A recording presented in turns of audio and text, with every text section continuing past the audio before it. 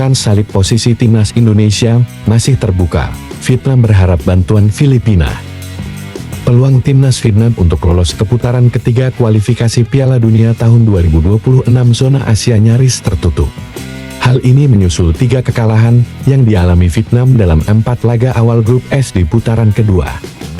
Hal ini menyusul 3 kekalahan yang dialami Vietnam dalam 4 laga awal grup S di putaran kedua.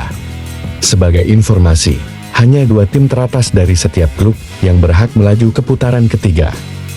The Golden Star Warriors saat ini bertengger di posisi ketiga klasemen grup F dengan raihan 3 poin. Mereka tertinggal 9 poin dari pemuncak klasemen Irak dan terpaut 4 poin dari timnas Indonesia. Alhasil, Vietnam wajib menyapu bersih 2 laga sisa untuk menjaga peluang lolos ke putaran ketiga. Tak hanya itu, mereka juga perlu berharap Indonesia tidak mampu meraih tambahan poin dalam 2 laga sisa. Secara matematis, Vietnam dipastikan tersingkir jika Indonesia setidaknya meraih 2 poin lagi. Meski begitu, media Vietnam Sohal, Vien menilai masih ada peluang bagi tim nasionalnya untuk menyalip timnas Indonesia. Keyakinan Soha tidak lepas dari keputusan Filipina memanggil 8 pemain naturalisasi baru. Timnas Filipina menjadi salah satu lawan timnas Indonesia di 2 laga sisa selain timnas Irak. Dengan tambahan 8 pemain, Filipina total akan memiliki 23 pemain naturalisasi di skuadnya. Soha meyakini The Eskals mampu mengejutkan skuad Garuda setelah pada pertemuan pertama bermain imbang 1-1.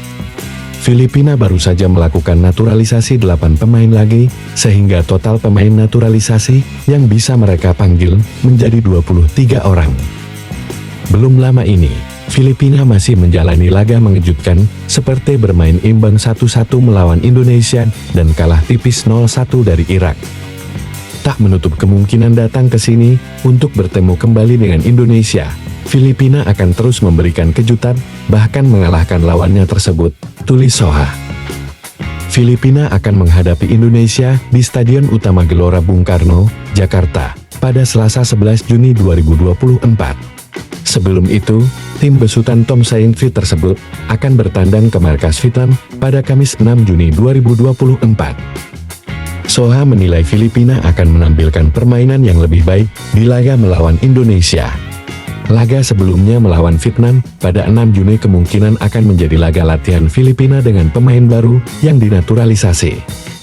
Mungkin mereka akan tetap kalah dari kami, namun akan lebih bertenaga di laga berikutnya melawan Indonesia. Jadi mari kita lihat saja tentang kisah 2 pertandingan Indonesia tersebut. Kalau kalah dari Irak dan Filipina baguslah. Kalau tidak kita fokus saja pada 2 pertandingan Vietnam kita, imbuh media Vietnam Soha. Patut dinanti. Memang ada benarnya yang diungkap media Soha tersebut. Akan tetapi andai di pertandingan melawan Irak nanti, minimal bisa menahan imbang saja itu, artinya timnas Garuda selangkah lagi menuju kualifikasi Piala Dunia putaran berikutnya. Dan jangan sampai timnas Filipina memberi kejutan berikutnya kepada timnas Indonesia.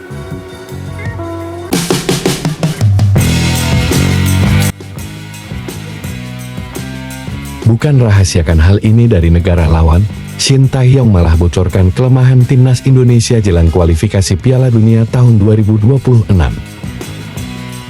Pelatih timnas Indonesia Shin Tae-yong justru membocorkan kelemahan timnya jelang lanjutan kualifikasi Piala Dunia 2026 bulan Juni mendatang. Menurutnya, kelemahan timnas Indonesia tersebut bukanlah berasal dari tim lain, melainkan dari individu masing-masing saat tengah bertanding. Seperti diketahui, timnas Indonesia akan menjalani 2 pertandingan tersisa di grup F kualifikasi Piala Dunia tahun 2026 melawan Irak dan Filipina. Pertandingan lawan Irak berlangsung pada Kamis 6 Juni 2024 dan 5 hari kemudian menghadapi Filipina 11 Juni 2024 dan kedua pertandingan akan digelar di Stadion Gelora Bung Karno, Jakarta. Pecinta sepak bola tanah air tahu, semenjak dilatih oleh Shin Tae-yong, sejumlah prestasi baru ditorehkan oleh timnas Indonesia.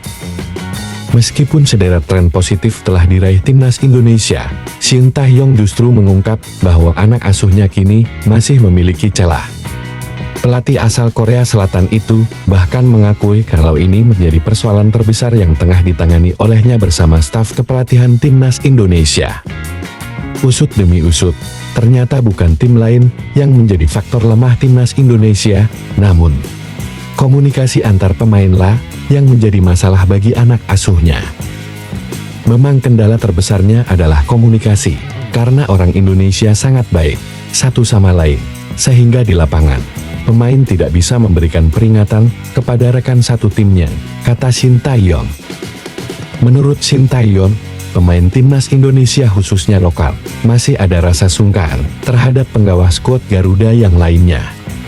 Lantas hal inilah yang membuat para pemain merasa tidak enak apabila ingin menegur rekan setimnya saat situasi pertandingan sedang kurang bagus.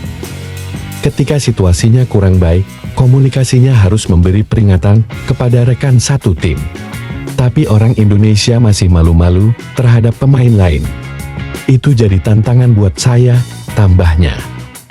Akan tetapi, Shin Tae-yong tetap memberikan apresiasi terhadap pemainnya yang tidak mengeluh ketika diberikan taktik maupun bertambahnya menu latihan. Saya sangat mengapresiasi para pemain, karena mereka selalu mengikuti instruksi saya, meski banyak latihan dan taktik. Mereka tetap mengikutinya tanpa mengeluh, tegasnya. Dan, itu yang membantu sepak bola Indonesia berkembang dan saya sangat bangga dengan pemain timnas Indonesia saat ini, pungkasnya.